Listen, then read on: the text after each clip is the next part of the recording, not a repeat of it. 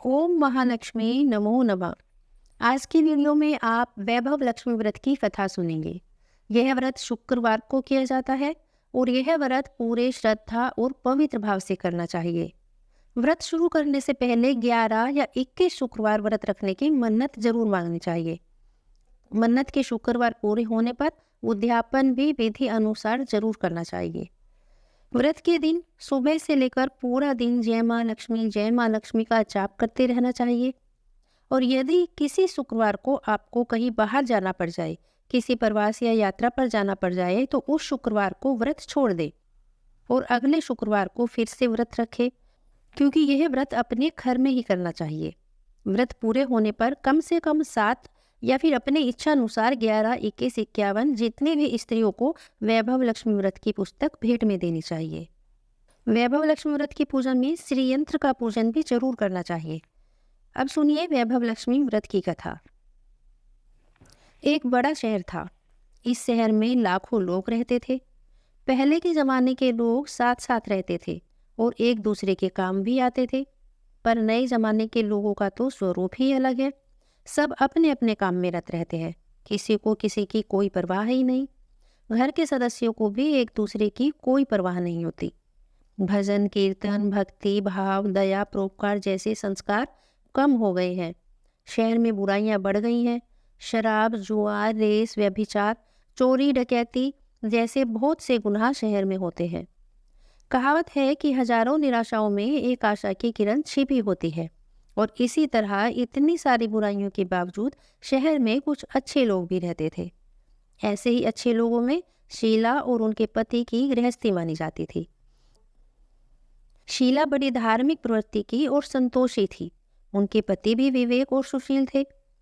शीला और उनके पति ईमानदारी से जीते थे। वे किसी की बुराई नहीं करते थे और प्रभु भजन में अच्छी तरह अपना समय व्यतीत कर रहे थे। उनकी गृहस्थी आदर्श गृहस्थी थी और शहर के लोग उनकी गृहस्थी की सराहना करते थे। शीला की गृहस्थी इसी तरह खुशी खुशी चल रही थी। पर कहा जाता है कि कर्म की गति अटल है। विधाता के लिखे लेख को कोई नहीं समझ सकता। इंसान का नसीब पल भर में राजा को रंक और रंक को राजा बना देता है। अब शीला के पति के पूर्व जन्म के कर्म भोगने भी बाकी रह गए होंगे कि वह बुरे लोगों से दोस्ती कर बैठा और जल्द से जल्द करोड़पति होने के ख्वाब देखने लगा। और इसीलिए वह गलत रास्ते पर चला गया और करोड़पति होने के बजाय रोड़पति बन गया, यानी कि रास्ते पर भटकते भिखारी जैसी उसकी हालत हो गई। शहर में शराब जुआ रेस चरस गांजा आदि बुराइयां फैली हुई थी। उनमें शीला का पति भी फंस गया और दोस्तों के साथ उसे शराब की आदत भी हो गई। जल्द से जल्द पैसे वाला बनने के लालच में दोस्तों के साथ वो रेस और जुआ भी खेलने लगा। इस तरह बचाई हुई धनराशि पत्नी के गहने और सब कुछ उसने रेस और जुए में गंवा दिया। इसी तरह एक वक्त ऐसा भी था जब वह अपनी सुशील पत्नी शीला के साथ मजे में रहता था, प्रभु भजन में सुख शांति से जीवन व्यतीत करता था। उसके बजाय घर में दरिद्रता और भूखमरी फैल गई। सुख से खाने के बजाय 2 वक्त के भोजन के लाले पड़ गए और शीला को पति की गालियां खाने का वक्त आ गया। शीला बड़ी सुशील और संस्कारी स्त्री थी। उसको पति के बर्ताव से बहुत दुख होता था, किंतु वह भगवान पर भरोसा रखकर बड़ा दिल रखकर दुख सहने लगी। कहा जाता है कि सुख के पीछे दुख और दुख के पीछे सुख आता ही है और इसीलिए दुख के बाद सुख आएगा ही, ऐसी आशा के साथ शीला प्रभु भक्ति में लीन रहने लगी। इसी तरह शीला असहज दुख सहते सहते प्रभु भक्ति में अपना समय बिता रही थी कि अचानक एक दिन दोपहर को उसके द्वार पर किसी ने दस्तक दी। शीला सोच में पड़ गई कि मुझ जैसी गरीब के घर भला कौन आया होगा। फिर भी द्वार पर आए हुए अतिथि का आदर करना चाहिए, ऐसे आर्य धर्म के संस्कार वाली शीला ने खड़े होकर द्वार खोला। देखा तो सामने एक माजी खड़ी थी। वे बड़ी उम्र की लगती थी, किंतु उनके चेहरे पर अलौकिक तेज निखर रहा था। उनकी आंखों से मानो अमृत बह रहा था। उनका भव्य चेहरा करुणा और प्यार से छलकता था। उनको देखते ही शीला के मन में अपार शांति छा गई। वैसे शीला इन माजी को पहचानती नहीं थी, फिर भी उनको देखकर शीला के रोम रोम में आनंद छा गया। शीला माँ जी को आदर के साथ घर में ले आई। घर में बिठाने के लिए कुछ भी नहीं था। शीला ने सकुचाकर एक फटी चादर पर माँ जी को बैठाया और फिर माँ जी ने कहा, क्यों शीला, मुझे पहचाना नहीं? तब शीला ने सकुचाकर कहा, माँ, आपको देखते ही बहुत खुशी हो रही है, बहुत शांति प्रतीत हो रही है। ऐसा लग रहा है जैसे मैं बहुत दिनों से आपको ही ढूंढ रही थी, पर मैं आपको पहचान नहीं पा रही। माँ जी ने हंसकर कहा, क्यों, भूल गई? हर शुक्रवार को लक्ष्मी जी के मंदिर में भजन कीर्तन होते हैं, तब मैं भी वहाँ आती हूँ। वहाँ हर शुक्रवार को हम मिलते हैं। जब से शीला का पति गलत रास्ते पर चला गया था, तब से शीला बहुत दुखी रहने लगी थी और दुख के मारे वह लक्ष्मी जी के मंदिर में भी नहीं जाती थी। बाहर के लोगों के साथ नजर मिलाते उसे शर्म लगती थी। उसने अपने दिमाग पर बहुत जोर डाला, पर वह माँ जी उसे याद नहीं आ रही थी।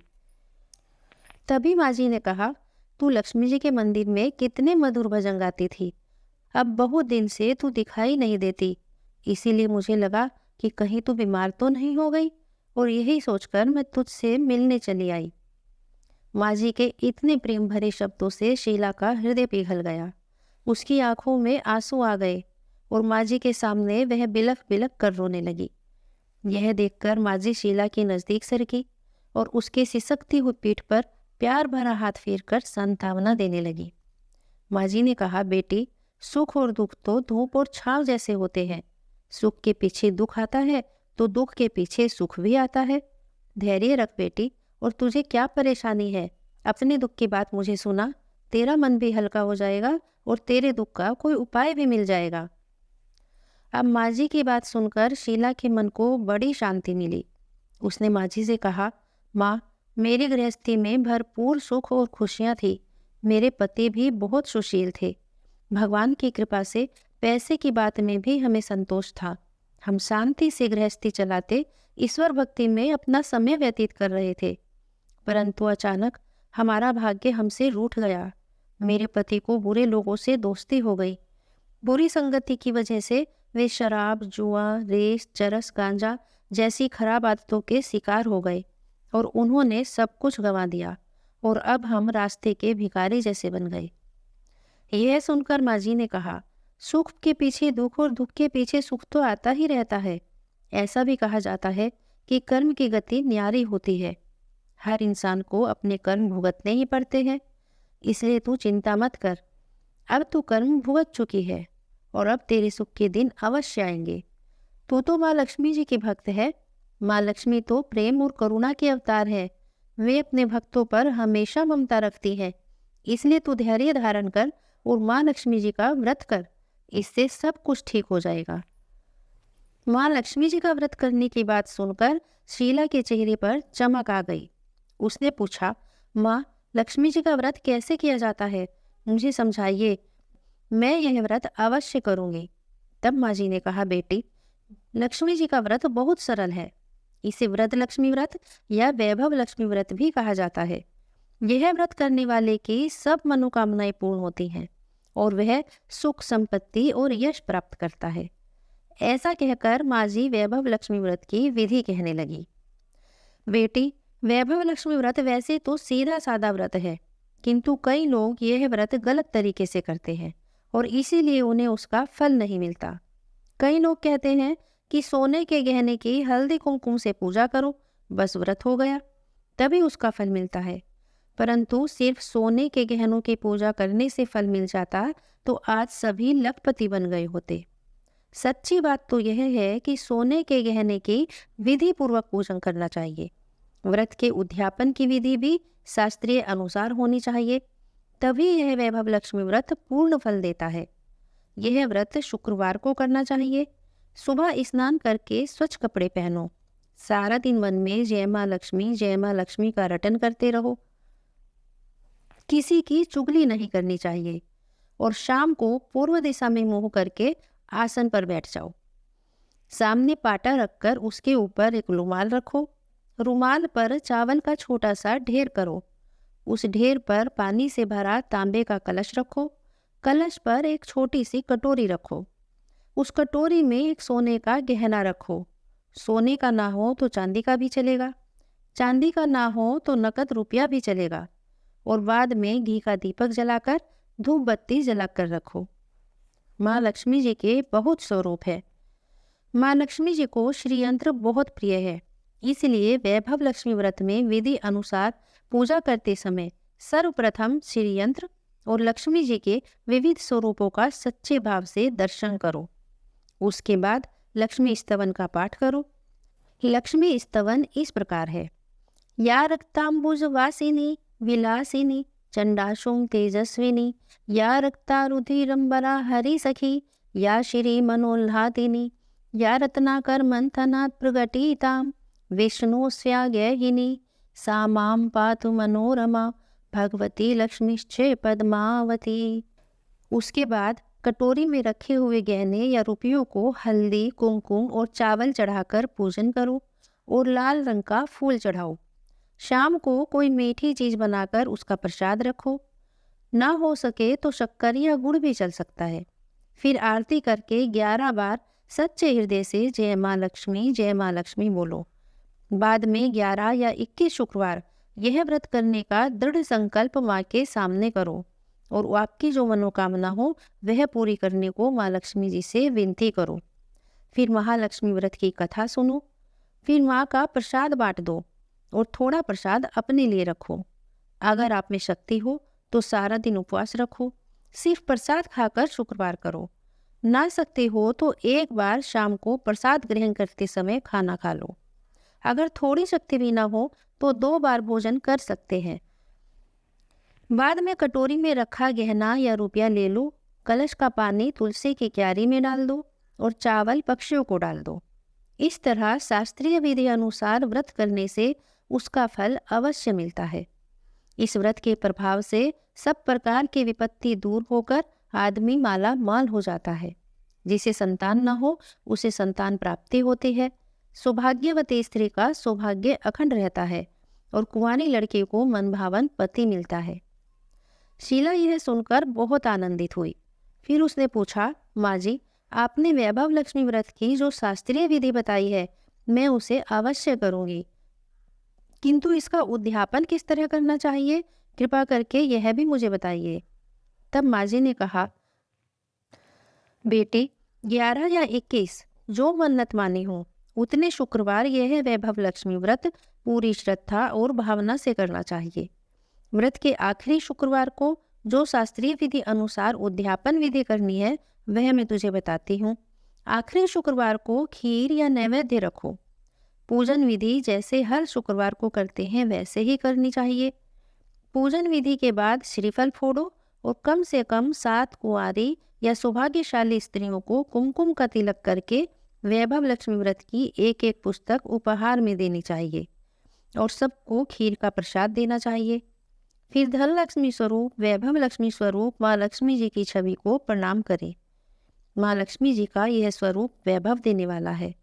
प्रणाम करके मन ही मन भावुकता से माँ से प्रार्थना करते वक्त कहें कि हे माँ धन लक्ष्मी, हे माँ वैभव लक्ष्मी, मैंने सच्चे हृदय से आपका वैभव लक्ष्मी व्रत पूर्ण किया है, तो हे माँ हमारी मनोकामना पूर्ण करो, हम सबका कल्याण करो। जिसे संतान ना हो उसे संतान देना, सौभाग्यशाली स्त्री का सौभाग्य अखंड रखना, कुंवारी लड़की को मनभावन पति देना। आपका यह चमत्कारी वैभव लक्ष्मी व्रत जो भी करे उन सब की विपत्ति दूर करना, सबको सुखी करना। हे माँ आपकी महिमा अपरंपार है। इस तरह माता लक्ष्मी जी की प्रार्थना करके माँ लक्ष्मी के धन लक्ष्मी स्वरूप की भाव से वंदना करो। माँ जी के मुख से वैभव लक्ष्मी व्रत की शास्त्रीय विधि सुनकर शीला भाव विभोर हो उठी। उसे लगा मानो अब सुख का रास्ता मिल गया। उसने आंखें बंद करके उसी क्षण मन ही मन संकल्प लिया कि हे वैभव लक्ष्मी माँ, मैं भी माँ जी के कहे मुताबिक श्रद्धा से शास्त्रीय विधि अनुसार वैभव लक्ष्मी व्रत 21 शुक्रवार तक करूंगी और व्रत का शास्त्रीय विधि अनुसार उद्यापन भी करूंगी। यह संकल्प धारण कर शीला ने जैसे ही आंखें खोली तो सामने कोई था ही नहीं। वह विस्मित हो गई। माँ जी कहाँ गई? यह माँ जी दूसरा कोई नहीं था, साक्षात लक्ष्मी जी ही थी। शीला लक्ष्मी जी की भक्त थी, इसलिए अपने भक्त को रास्ता दिखाने के लिए माँ लक्ष्मी देवी माँ जी का स्वरूप धारण कर स्वयं शीला के पास आई थी। अब दूसरे दिन शुक्रवार था। सवेरे स्नान करके स्वच्छ कपड़े पहनकर शीला मन ही मन श्रद्धा से और पूरे भाव से जय माँ लक्ष्मी का रटन करने लगी।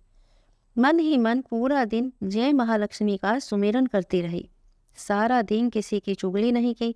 शाम हुई तब हाथ पांव मुंह धोकर शीला पूर्व दिशा में मुंह करके आसन पर बैठी। घर में पहले सोने के बहुत से गहने थे, लेकिन पतिदेव ने गलत रास्ते पर चलकर सब गहने गिरवी रख दिए थे। पर नाक की चुन्नी बच गई थी।